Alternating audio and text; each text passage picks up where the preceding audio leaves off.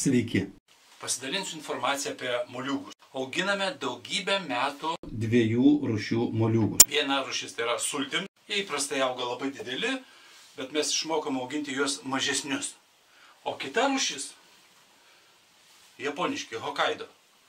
Trečios kartos Lietuvoje auginti Hokkaido moliūgėliai. Užauga kuo puikiausiai, jų svoris iki kilogramo. Labai patogu naudoti ir papasakosiu apie juos plačiau. Moliūgai yra skirstomi į dvi rūšis. Sultims, Piniams, troškiniams. tie moliūgai, kurie yra dideli, Jie labiau tinka sultims. jie labai sultingi, juos galima spausti su centrifuginė sulčiaspaudė. Galima su lėtaeigė, galima per bulvinę tarką į mergliuką ir tiesiog rankomis įsispausti. Sultingi ir labai naudingi. Šitie moliūgai, kur sultims, turi labai daug pektino. Pektinas tai yra natūralus želatinas. Sakykime, padarysim tokį eksperimentą. Čia yra moliūgas. Pasimam peilį. Peilio galu, smailiu, mes tiesiog įbrėžiam tą moliūgą. Ir palauksim. Kol mes čia kalbėsime, moliūgas parodys eksperimento rezultatą. Jeigu matosi, Matosi, jisai surasojo, ištryško pektino lašelį. Tai nesultis.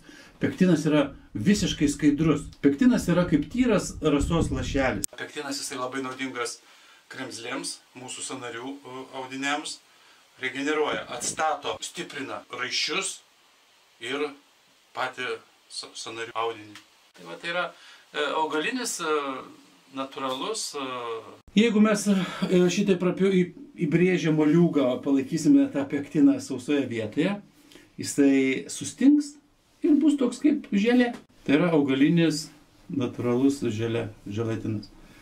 Jisai reikalingas žmogaus organizmui, regeneracijai, atsistatymui. Šitos moliūgus reikia lupti. Kusti, juos galima supjaustyti, troškinti sultims. Jie labai naudingi, kada geriame moliūgų sultis.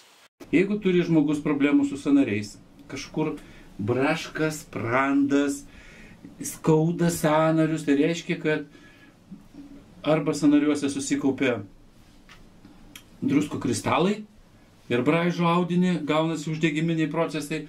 Arba tiesiog nusilpia raiščiai ir nuo apkrovų žmogui jaučiasi skausmai. Moliūgai, jie labai gerai valo iš inkstų smėlį. Iš sąnarių druskas, tai reikia juos 2-3 savaitės pagerti moliūgų sulčių bent po litrą pirmoj dienos pusėj.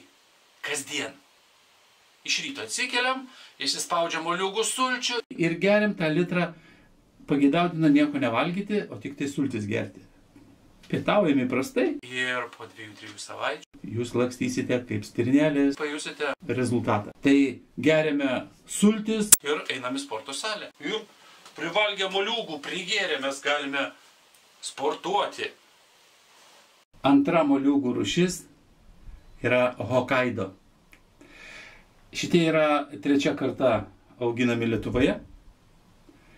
Dera kuo puikiausiai. Kas svarbiausia, jų visiškai nereikia skusti ar lupti. Tiesiog jūs juos nuplaunate. Supjaustote griežinėliais po centimetrą storio ir kepate ant keptuvės.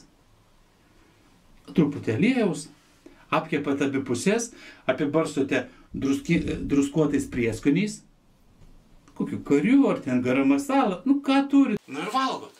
Kas valgote su duona? Tai yra fantastinis skonis. Galima su košėmis. Į sriubas, į troškinius vieną galima valgyti. Tai yra super dalykas. Jų kiekis ribotas, tai ką čia matote, rašykite žinutes į Facebooką. Mes jums jų atsiųsim. Dėkuoju.